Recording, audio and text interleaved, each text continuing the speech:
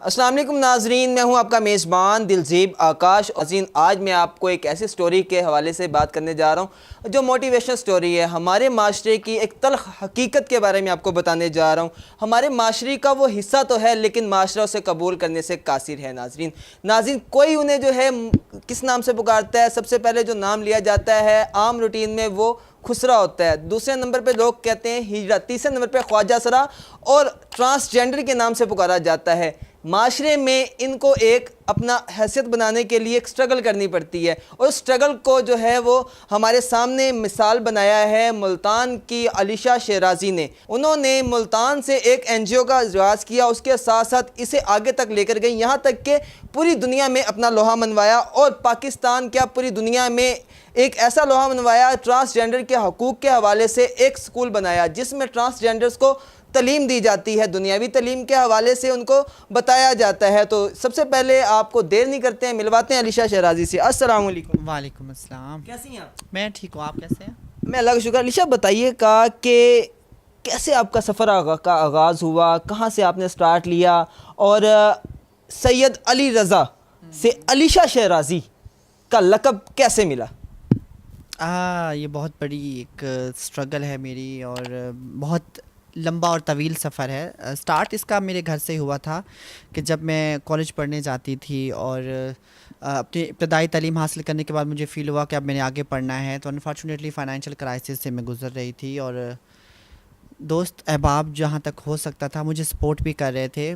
تو اس کے بعد میں اپنی کمیونٹی کے کچھ لوگوں سے ملی، اور کمیونٹی کے لوگوں سے ملنے کے بعد میں نے جو ڈانس کا پیشہ ہے جو عام طور پہ ہماری سوسائٹی میں میری کمیونٹی کے ساتھ منسوب بھی ہے، تو میں نے وہ اپنایا، اور 8 سے 10 سال جو تھی میں ڈانسر کے طور پہ پہچانی گئی، اور ڈانسنگ فیلڈ میں بھی میرا نام رہا۔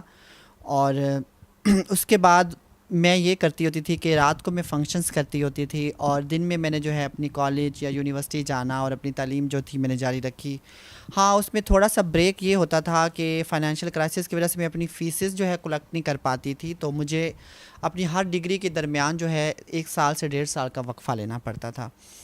تو علی رضا سے جو علیشہ کا سفر میں نے طے کیا نا، یقین کریں یہ ایسی سیڑھیاں تھیں جن کو چڑھتے سانس تو میرا پھول گیا، لیکن الحمدللہ میری جو وہ منزل تھی سیڑھیوں کے بعد میں اس منزل تک پہنچی، اور آج اس منزل کا ہی نتیجہ ہے کہ میں آپ جیسے لوگوں کے درمیان بیٹھی ہوں اور آپ سے بات کر رہی ہوں۔ اچھا یہ بتائیے گا علیشہ کہ ایک جب آپ جاتی ہیں، روڈ پر جاتی ہیں، تو اس دوران جو دیکھنے والے ہیں وہ آپ کو کس لحاظ سے دیکھتے ہیں؟ کیونکہ ہمارا معاشرہ جو ہے وہ اس چیز سے بہت اوائڈ کرتا ہے۔ ہم نے کافی موویز بھی دیکھا ہے، موویز میں بھی جو ہے خواجہ سراؤں کے ساتھ جو حالات واقعات ان کے سامنے ہوتے ہیں، تو کیا معاشرہ ہمارا جو ہے جب آپ باہر نکلتی تھیں، کیونکہ آپ نے سکول بھی دیکھا ہے، آپ نے اس کے بعد کالج بھی دیکھا، اس کے بعد یونیورسٹی میں بھی گئی ہیں، تو یہ سفر کیسا تھا آپ کا؟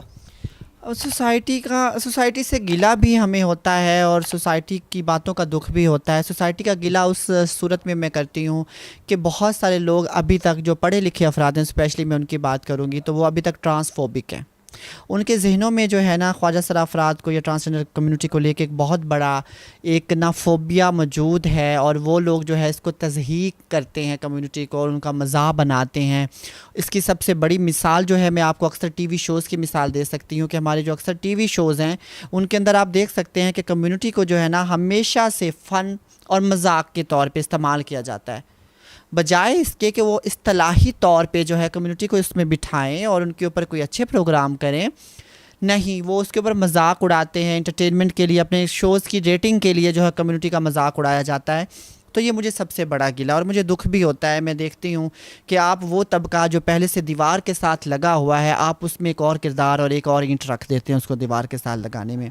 تو میں سمجھتی ہوں کہ سوسائٹی کا جو سب سے بڑا گلہ ہے نا، یہ میرے لیے میں دیتی ہوں، اور دکھ مجھے اس بات کا ہوتا ہے کہ سوسائٹی کے وہ لوگ جو ہمیں ایک کمرے میں، ایک ہال میں، ایک جگہ پہ ایکسیپٹ کر رہے ہوتے ہیں، لیکن انفارچونیٹلی جب وہ ہمارے ساتھ بازار میں جاتے ہیں، ہمارے ساتھ مال میں جاتے ہیں، ہمارے ساتھ سوسائٹی میں موو کر رہے ہوتے ہیں، چل رہے ہوتے ہیں، شاپنگ پہ جاتے ہیں کہیں بھی، تو وہاں پہ ان کو بھی فل سٹاپ لگ جاتا ہے۔ تو وہ لوگ ہمارے لیے زیادہ خطرناک ہوتے ہیں۔ جو ہمیں کمرے میں تو قبول کرتے ہیں لیکن باہر بازار میں نہیں کرتے. تو یہ مطلب دو متضاد چیزیں پھر ہو جاتی ہیں. اور کچھ لوگ ایسے ہوتے ہیں جو ہمیں کمرے میں بھی قبول کرتے ہیں اور ہمیں سوسائٹی میں بھی قبول کرتے ہیں. تو یہ ان لوگوں کی محنت کا نتیجہ یہ ہے کہ چند ایک جو رول ماڈل ہیں اور ہمارے جو پازیٹیو فیسز ہیں آپ لوگوں کے سامنے آئے ہیں. اچھا یہ بتائیے گا علیشہ کہ آج کل جو سیکس ورکنگ ہے خواجہ سراؤں کے حوالے سے یہ بہت زیادہ ہو گئی ہے. تو کون سے ایسے خواجہ سرا ہیں جو سیکس ورکنگ میں جو ہے ملوث ہوتے ہیں, جو سیکس ورک کرتے ہیں, اور جو دوسرے خواجہ سرا ہیں ان میں کیا فرق ہے, کیا ڈیفرنس ہے؟ دیکھیں پہلی بات تو یہ پاکستان میں کون سا ایسا کام ہے جو عورت اور مرد نہیں کرتے, وہ صرف خواجہ سرا کرتے ہیں. اگر سیکس ورکنگ کو صرف منسوب کر دیا جائے نا خواجہ سراؤں کے ساتھ, تو یہ جو سب سے بڑا داغ ہے نا یہ سوسائٹی کی طرف سے ہی دیا گیا ہے. آپ نے ہمیں تحفہ دیا ہے اس چیز کا, آپ نے ہمارے لیے کیا ہی کیا ہے سوسائٹی نے. بینگ اے سوسائٹی ممبر آپ خود بتائیں آپ نے ہمارے لیے کیا کیا ہے. سیکس ورک نہیں کریں گے تو وہ کیا کریں گے جب آپ نے ان کے لیے نوکریاں نہیں ہیں, ان کو تعلیم نہیں دلوائی, ان کو گھر سے نکالا ہے, ان کو کھانا نہیں دیتے آپ لوگ. جب ان کو کچھ دیتے ہی نہیں ہیں تو انہوں نے آخر انسان نے ڈوبنے کے لیے اپنے ہاتھ پاؤں مارنے ہوتے ہیں, ٹھیک ہے, کہ وہ بچ جائے جب وہ ڈوب رہا ہوتا ہے. تو وہ آخری ہاتھ پاؤں یہی ہوتا ہے. اور سیکس ورکنگ اگر میں بات کروں سوسائٹی میں لڑکیاں بھی کر رہی ہیں اور لڑکے بھی کر رہے ہیں, لیکن انفارچونیٹلی ہم لوگ ان کو آئیڈینٹیفائی اس لیے نہیں کر پاتے کیونکہ ہم ان کو کہتے ہیں کہ یہ سوسائٹی کے ساتھ ریلیٹ ہیں یا ان کے ساتھ خاندان ریلیٹ ہیں. اس وجہ سے بھی ہم ان کو آئیڈینٹیفائی نہیں کر پاتے, ہم ڈرتے ہیں اس بات سے. جبکہ ٹرانسجنڈر کمیونٹی آپ کا ایزی ٹارگٹ اس لیے بن جاتی ہے کیونکہ ایک تو وہ گھر والوں کی سپورٹ نہیں ہوتی ان کو, اور دوسرا وہ ہے ان کے آپس کے جو انٹرا کمیونٹی کنفلکٹس ہوتے ہیں نا وہ اس دھارے پہ ان کو لے کے آ جاتے ہیں کہ وہ بیچارے جو ہے نا کمیونٹی جو ہے وہ نشانہ ہی بن جاتی ہے سوسائٹی کا, کہ برائی جو معاشرے میں پھیل رہی ہے ان لوگوں کی وجہ سے پھیلی. لیکن حقیقت یہ ہے اس برائی کا فلسفہ اٹھا کے دیکھیں, اس برائی کا بیک گراؤنڈ دیکھیں تو کہیں نہ کہیں جا کے ہم لوگ خود جو ہیں اس کے ذمہ دار ہیں, اور سوسائٹی کے ممبرز جو ہمارے معزز معاشرے کے لوگ پڑھے لکھے افراد ہیں وہ اس کے ذمہ دار ہیں. اچھا علیشہ یہ بتائیے گا کہ آج کل روڈز کے اوپر ہم نے دیکھا ہے تو وہ جب ان کی تصدیق کی جاتی ہے تو وہ اندر لڑکا نکلتے ہیں, لیکن وہ لباس جو ہے مکمل طور پہ ٹرانسجنڈر والا ہوتا ہے. تو کیا کہنا چاہیں گی اس حوالے سے؟ دیکھیں دلزیب, اس پہ نا میرے ساتھ پہلے بہت زیادہ نا میرے ساتھ باتیں ہو چکی ہیں, اور لوگ مجھ سے اکثر میں کہیں بیٹھی ہوتی ہوں نا تو پوچھتے ہیں جی یہ نقلی اور اصلی کا کیا تصور ہے. سب سے پہلے تو میں یہ پوچھنا چاہتی ہوں لوگوں سے, ایک مرد اور ایک عورت جو ہے آپ کو کس نے رائٹ دیا کہ اس کی شلوار کھول کے دیکھیں کہ اس میں کیا ہے؟ اوپر سے بظاہری نظر آنے والا مرد اندر سے مرد ہے یا نہیں ہمیں پتہ ہے؟ اوپر سے بظاہری نظر آنے والی عورت ہمیں پتہ ہے کہ اندر اس کے کیا ہے؟ ٹھیک ہے, تو سب سے پہلے نا ہمیں جینڈر اور جو سیکس کا ہمارا ایلیمنٹ ہے نا اس کو سمجھنا ہے کہ سیکس کس کو کہتے ہیں اور جینڈر کیا ہوتا ہے. جب آپ ان دو چیزوں کو سمجھ جائیں گے نا تب آپ کو یہ بھی سمجھ آ جائے گی کہ ٹرانسجنڈر افراد کیا ہوتے ہیں, ان کی کتنی قسمیں ہوتی ہیں.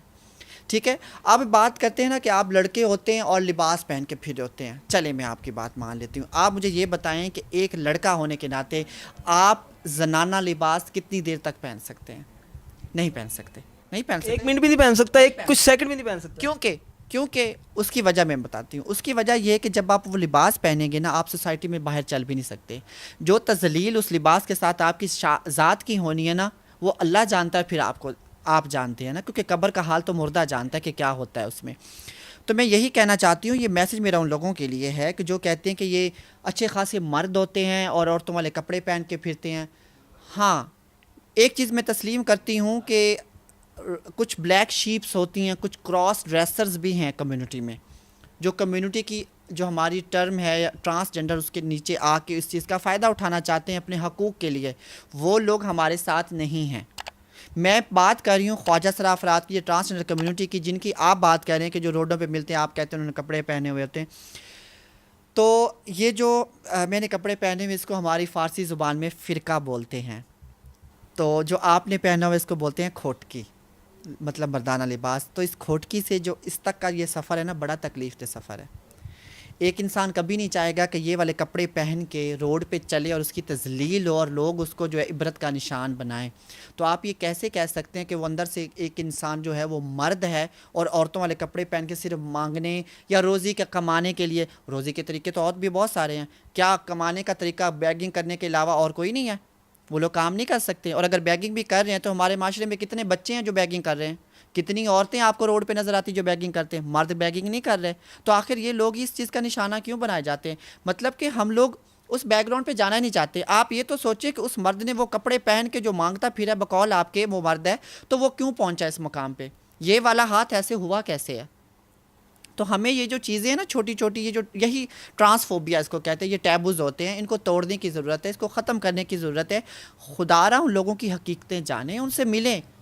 آخر وہ جو ایک ایک روپے کی بھیک مانگتے کیوں مانگتے ہیں. بات اس طرح ہے کہ جب ہم کسی سے اگر پوچھنے بھی جائیں تو وہ آگے سے جو ہے یا تو وہ کیمرہ دیکھ کر گھبرا جاتے ہیں یا وہ بھاگ جاتے ہیں. ہمارا صرف پوچھنے کا یہ مطلب ہے کہ اس میں ہم کیسے ہم فرق دیکھیں گے. دیکھیں کیمرے کی جہاں تک بات کروں, میں آپ کو بتاتی ہوں, میرے ساتھ بھی بہت دفعہ ہو چکا ہے کہ لوگ ریکارڈ کچھ کرتے ہیں چلاتے کچھ ہیں. عمومی ایسا ہی ہوتا ہے, شو کی ریٹنگ لینے کے لیے نا لوگ ریکارڈ کچھ کر رہے ہوتے ہیں اور آگے دکھا میڈیا پہ کچھ رہے ہوتے ہیں, تو یہ چیز غلط ہوتی ہے. کمیونٹی اس لیے بھی کیمروں میں نہیں آتی کیونکہ کچھ لوگ ہڈن ہیں کمیونٹی کے اندر, کچھ لوگ ایسے ہیں جو گھر سے باغی ہیں, جو گھر سے بھاگے ہوئے ہیں, جو اپنی فیملی کا سامنا نہیں کرنا چاہتے.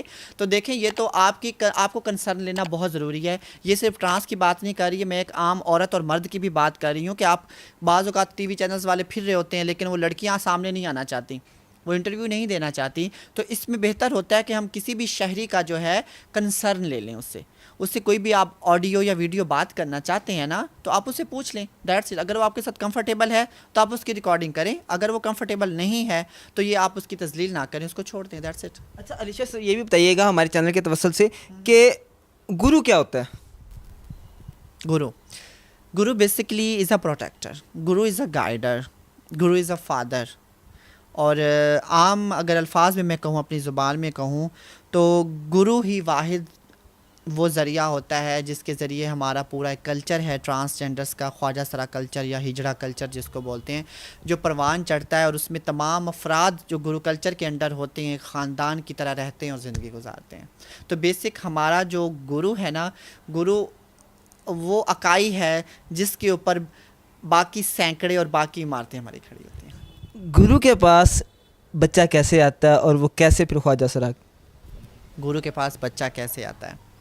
گرو کے پاس بچہ ایسے آتا ہے کہ جب والدین جو ہوتے ہیں نا, بڑے مشقت والے ہمارے والدین ہمیں جب گھر سے نکال دیتے ہیں, جب ہمیں نظر انداز کرتے ہیں, جب گھر میں ظلم و ستم ہونا شروع ہو جاتا ہے, جب کمروں میں بند کر دیا جاتا ہے, مہمانوں کے سامنے نہیں آنے دیا جاتا, بہن بھائیوں سے الگ رکھا جاتا ہے, بہن بھائیوں کے ساتھ کھیلنے بھی نہیں دیا جاتا سم ٹائم کہ اس کا اثر ان پہ نہ پڑ جائے, تو حالات وہاں سے خراب ہوتے ہیں. کوئی بھی انسان جو ہے نا جو جیتا جاگتا ہوگا وہ کبھی بھی کسی قسم کی تذلیل نہیں برداشت کر سکتا, اور اس کا نتیجہ یہی نکلتا ہے یا تو بچے مینٹلی طور پہ ٹارچر ہو جاتے ہیں یا فزیکلی طور پہ ٹارچر ہو جاتے ہیں, اور تیسرا راستہ ہوتا ہے باغی ہونے کا. باغی ہوتے ہی وہ گروؤں کے ڈیرے پہ پہنچتے ہیں, کیونکہ ہمارے اندر اللہ پاک نے ایک ایسی قوت رکھی ہے.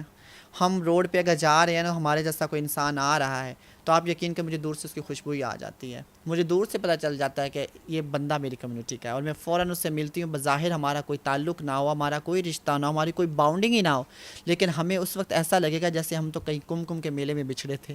تو مطلب یہ قدرتی طور پہ چیزیں ہوتی ہیں جس کو ماں باپ کو سمجھنے کی بہت زیادہ ضرورت ہے, اور ماں باپ ہی ہوتے ہیں جب بچے کو نکالتے ہیں تو وہ گروؤں کے پاس پہنچتا ہے. علیشہ شرازی کو کیا پسند ہے.